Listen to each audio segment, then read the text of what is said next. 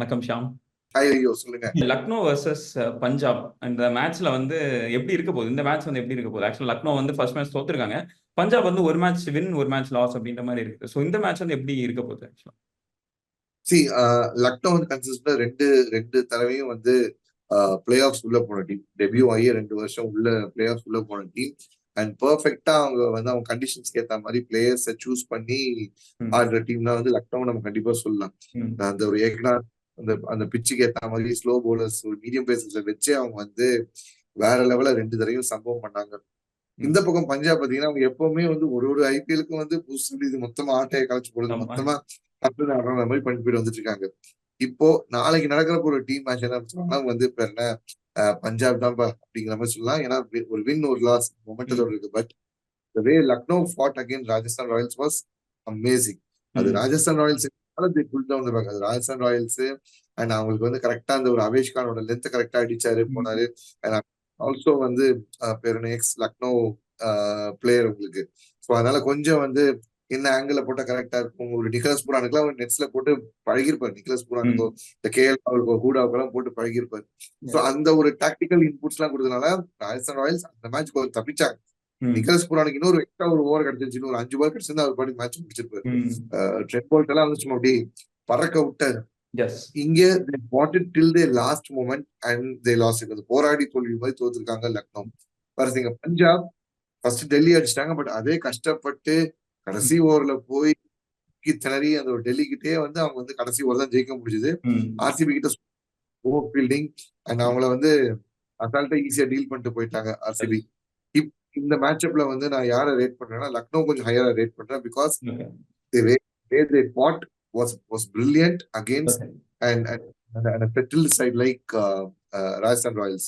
இவங்க டாப் சீட்டவியா தான் இருக்கிறாங்க. பட் இன்னுமே ஸ்டில் வந்து ஒரு ஒரு ஒரு எஸ் இன்னுமே வந்து ஒரு சாம் கரன் நம்பி தான், ஒரு லியாம் லிவிங்ஸ்டன் நம்பி தான். இன்னும் ஷிக்கர் தவான் கிட்ட ஒரு கன்சிஸ்டன்ட் ஃபயர் வரல. ஷிக்கர் தவான் யூஸ்வலா வந்து ஐபிஎல் வந்து ஒரு கன்சிஸ்டன்டா ஒரு இடத்துல ரன் பண்ணக்கூடிய அடிக்க ஒரு பிளேயர்.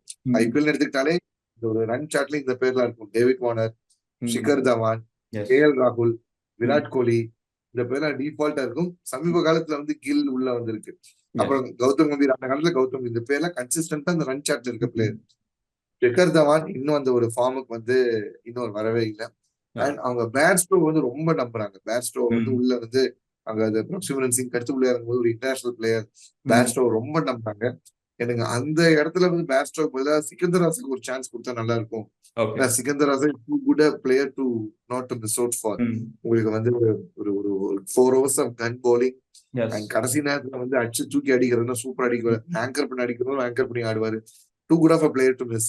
அப்படிப்பட்ட பிளேயரை அவங்க மிஸ் பண்றாங்களோ அப்படிங்கிற மாதிரி எனக்கு ஒரு ஒரு ஒரு ஒரு ஒரு ஒரு வருத்தம் எப்பவுமே உண்டு.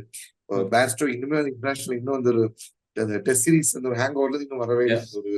ஒரு கையில இன்னும் அந்த ஒரு ஃபார்முக்கே வராம இருக்காரு. வந்தாலும் வேற லெவல். பட் இன்னும் எவ்வளவு நாள் நீங்க சான்ஸ் கொடுத்துருப்பீங்க. அது இந்த மாதிரி ஒரு பிளேயர் ட்ரை பண்ணா அட்லீஸ்ட் சிக்கந்தர் ராசா வந்து உங்களுக்கு ஒரு எக்ஸ்ட்ரா ஒரு ஸ்பின் ஆப்ஷன் கிடைக்கிறாங்க. உங்களுக்கு ஹர்ப்ரீத் பிரார் கூட வந்து ஸ்பின் போடுறதுக்கு இல்ல, ராகுல் சாரி விக்கெட் விட மாட்டேங்குது.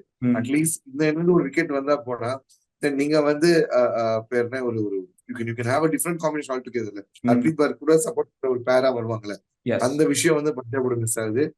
ஆப்வியஸ்லி பஞ்சாப் வந்து அந்த ஒரு தோல்வியில இருந்து வராங்க. they want to make a statement but the way they was like அந்த கேட்ச பிடிச்சி மேட்ச் திருப்பி இருக்கலாம் விட்டாங்க. ஒரு இன்னிங்ஸ் சேஞ்ச் ஷோ வேற. இங்க அப்படி கிடையாது.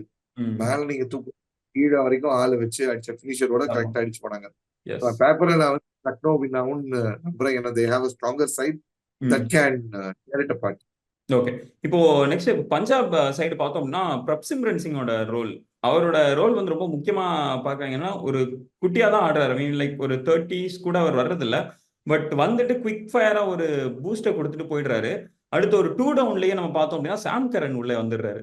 இந்த 2 பேரோட ரோல் எப்படி இருக்கு? இப்போ பிரப்சிம்ரன் சிங் ஒரு குட்டி கேமியோ கொடுத்துட்டு உடனே சாம் கரன் உள்ள வர்றது இதெல்லாம். சாம் கரன் வந்து அவர் இப்போ மோரலஸ் என்ன சொல்ல ஆரம்பிச்சிட்டாங்கன்னா அவரோட போலிங்கோட பேட்டிங் தான் நிறைய இடத்துல வந்து பேசப்படுது.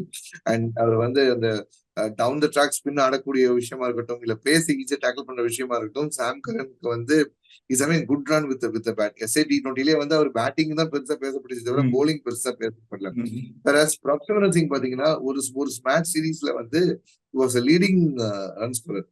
ஒரு smart season leading run scorer Prabhsimran Singh. அந்த மாதிரி வந்து ஒரு ஒரு ஒரு அட் வில் சிக்ஸ் அடிக்கக்கூடிய ஒரு பிளேயர், அட் வில் வந்து ஆக்செப்ட் பண்ணக்கூடிய பிளேயர் பிரப்சிம்ரன் சிங்லாம், ரமன்தீப் சிங், ரெண்டு பேர்லாம் அவங்கலாம் வந்து இந்த அன்மோல் பிரீத் சிங், இந்த இந்த இந்த 3 பேர்லாம் வந்து அடிக்கடி இந்த ஸ்மார்ட் டிராஃபில வந்து பேர் அடிக்கடி பார்க்கலாம். இவங்க பேர் பஞ்சாப் ஜெயிச்ச பேர்லாம் நமக்கு பார்க்க வரலாம். அங்கேயும் தான் உங்களுக்கு வந்து எப்ப நீ கேமியோ ஆட்டு போனா மட்டும் போதுமா, இல்ல பவர் பிளே வரைக்கும் கேமியோங்கிறது ஒரு ஓவர் 2 ஓவர் இருக்கு, இல்ல ஒரு 6 ஓவர் ஆடுறதும் இருக்கு. ஒரு ஓவர் 2 ஓவர் ஆடி ஒரு 8 பால்ல 20 ரன், ஒரு 7 பால் 20 ரன் 25 ரன் அடிக்கிறதுல ஒரு பவர் பிளே இருக்கு. பவர் பிளேல உங்களுக்கு எடுத்துல உங்களுக்கு வந்து 36 பால் உங்களுக்கு 0 to 6 பவர் பிளே, ஒரு 18 பால் அதே ரன் ஒரு 50 ஒரு 40 அடிச்சுட்டு போனாங்க. இன்னும் இம்பாக்ட் வேற மாதிரி ஆகுது.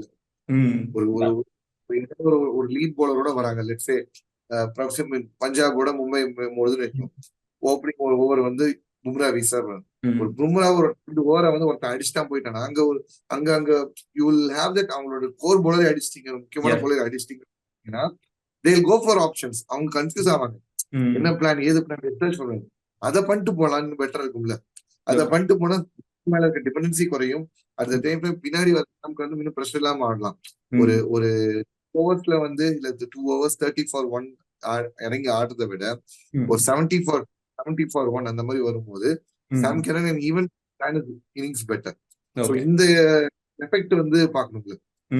சின்ன சின்ன போறது வருது. எஸ், ஒரு பினிஷர் வராருன்னா ஒரு பினிஷருக்கு கிடைக்கிறது 8 பாலோ 9 பாலோ, அத வந்து ஒரு 200 ஸ்ட்ரைக் ரேட் 300 ஸ்ட்ரைக் ரேட் ஆடணும், which is what Dinesh Karthik is doing. அது கரெக்டா.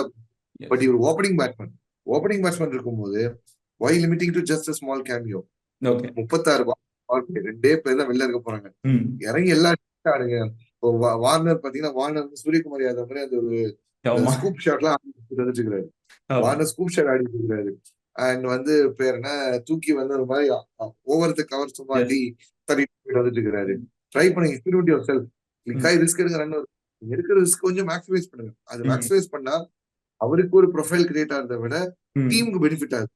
30 for 1 அவுட் ஆகிறத விட 60 for 1 or 70 for 1 போறது வந்து பெட்டர்ல எப்பவுமே டீமோட கண்டிஷன் பார்க்கும்போது. ஓகே. ஸோ இப்போ பிரப்சிம்ரன் சிங் இருக்கட்டும் அண்ட் சாம் கரன் ஒரு சைடு இருக்கட்டும், அடுத்து வந்து லியாம் லிவிங்ஸ்டன் இருக்காரு. அவரோட அந்த எக்ஸ்ப்ளோசிவான பேட்டிங்கை நம்ம இன்னுமே பார்க்கல அப்படின்னு நம்ம சொல்லலாம். பட் அவரோட ரோல் வந்து கொஞ்சம் நமக்கு தெரியுது. ஓகே, என்னது, அவர் இன்னுமே ஃபிட்டா தான் இருக்கிறாரு, இன்னைக்குமே எப்பவுமே வெடிக்கிறதுக்கு ரெடியா இருக்கிறாருன்றது மட்டும் தெரியுது. பேரிஸ்டோட்ட இல்லாத ஒரு விஷயத்த வந்து நம்ம லிவிங்ஸ்டன்ட்ட பாக்குறோம்னு நினைக்கிறேன். ஏன்னா பேரிஸ்டோ வந்து ஓகே, அவர் வந்து டோட்டலி அவுட் ஆஃப் ஃபார்ம்ன்ற மாதிரி நமக்கு ஆப்வியஸா தெரியுது. பட் லிவிங்ஸ்டன்ட்ட 1-2 ஸ்பார்க் தெரிஞ்சாலும் மேபி லைக் அது எப்போ வெடிக்கும் அப்படின்ற ஒரு கேள்வி இருக்குது நமக்கு. இல்ல, லிவிங்ஸ்டன் கிட்ட வந்து ஆல்ரெடி அந்த டெல்லி மேட்ச்லயே வந்து அந்த லிவிங்ஸ்டன் வந்து கொஞ்சம் ஒரு கிளிம்ஸை காமிச்சார்.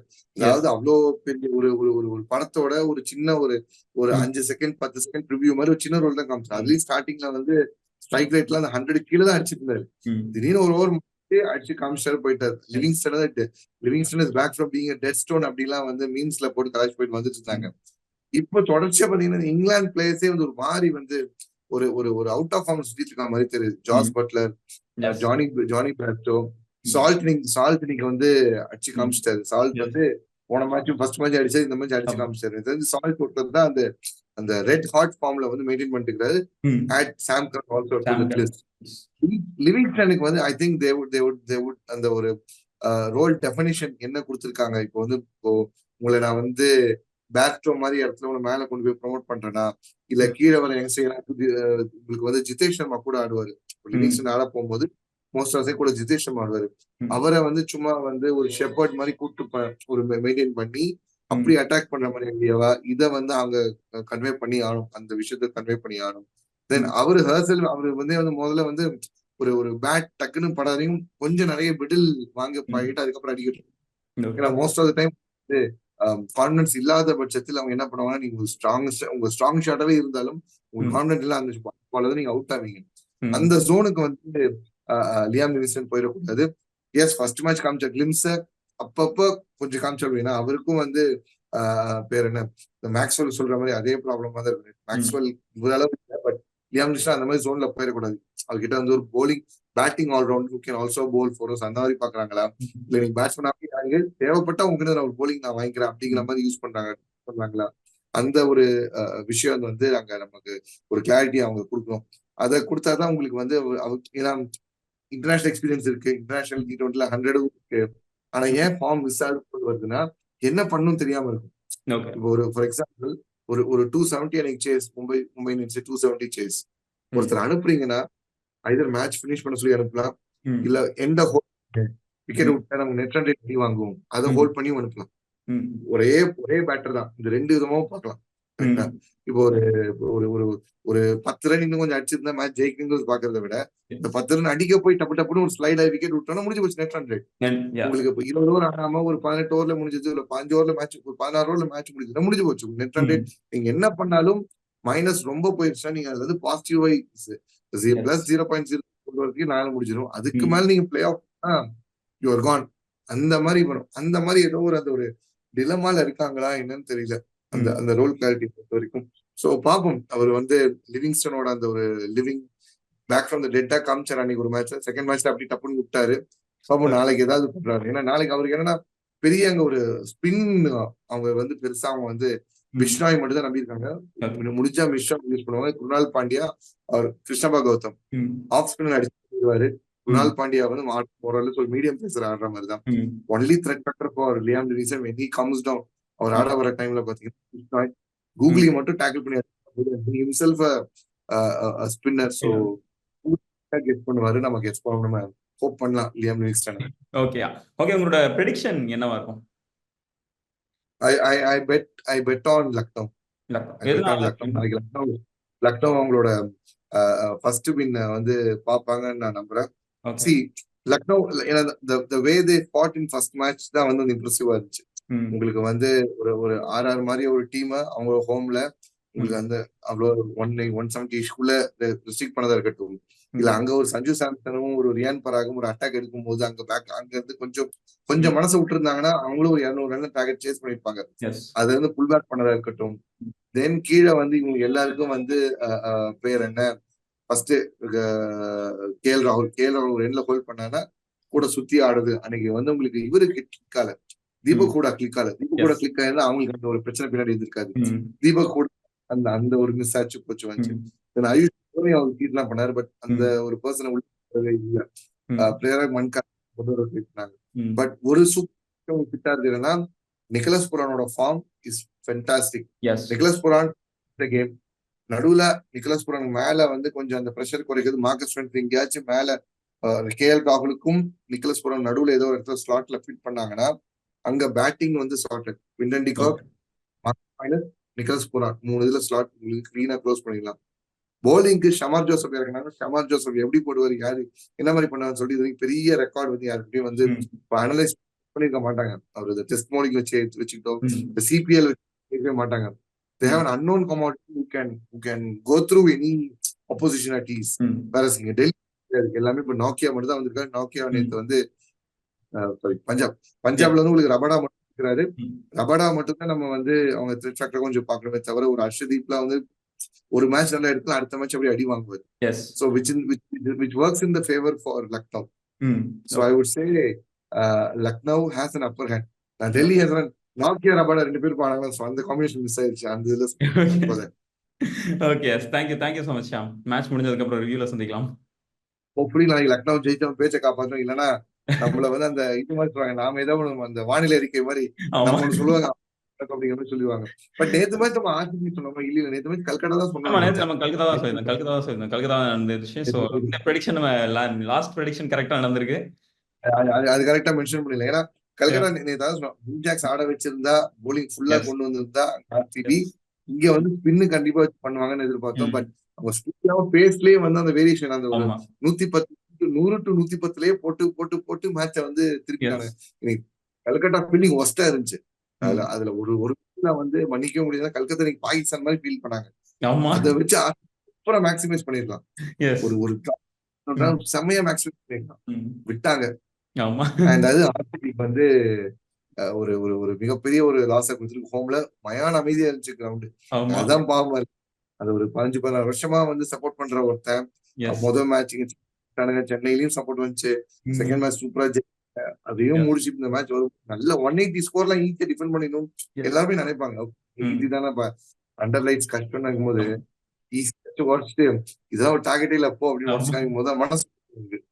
அதுதான் இப்ப என்ன okay. Thank you so much Sham. Thank you. Thank you.